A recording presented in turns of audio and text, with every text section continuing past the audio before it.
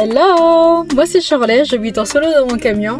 Aujourd'hui je souhaite vous parler des différents modes de vie que aborde la van life. La van life est une philosophie, c'est le fait de vivre ou au moins de faire des vacances dans un véhicule où on a aménagé quelque chose d'habitable. Il existe différents modes de véhicules. Il y a le camping-car, le fourgon aménagé, le camion aménagé, tout ce qui est aussi van et caravane.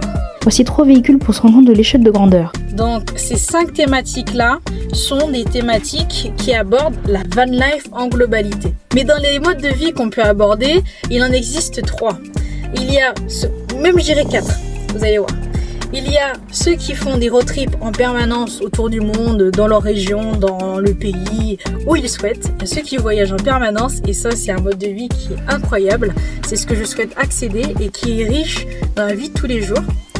Il y a le mode de vie où on travaille, comme moi par exemple, je travaille, donc ce qui fait que je suis amenée à être souvent au même endroit, pas forcément à avoir le même spot, mais en tout cas à me rendre à mon travail tous les jours, ce qui m'emmène à avoir un mode de vie qui est dynamique de travail et qu'à côté de ça, du coup, je vis avec un goût éternel de vacances et une aisance financière qui est différente que d'avoir une structure en pierre, que j'appelle une maison, un appartement, une villa, tout ce que vous voulez, en pierre et solide qui ne bouge pas.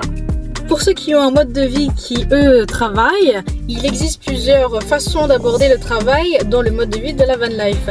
Il y a ceux qui travaillent en ayant un CDD, un CDI, et il y a ceux qui travaillent en faisant des saisons. Donc 6 mois, ils vont, par exemple à la montagne, ils travaillent avec leur camion, et 6 mois, ils voyagent, et vice-versa. Et donc ça, c'est aussi des modes de vie qui sont hyper pratiques et hyper agréables.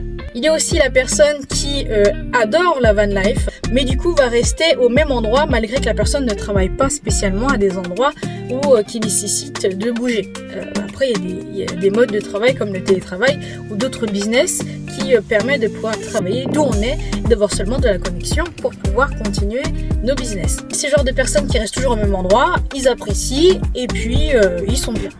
Et il y a le dernier que je voulais aborder, ce sont les retraités. Quand on est à la retraite, il n'y a pas une histoire de vacances ou de travail, c'est juste qu'on se la coule douce, donc on fait à peu près ce qu'on souhaite, qu'on veut. Et ça c'est cool. À plus tard, ciao!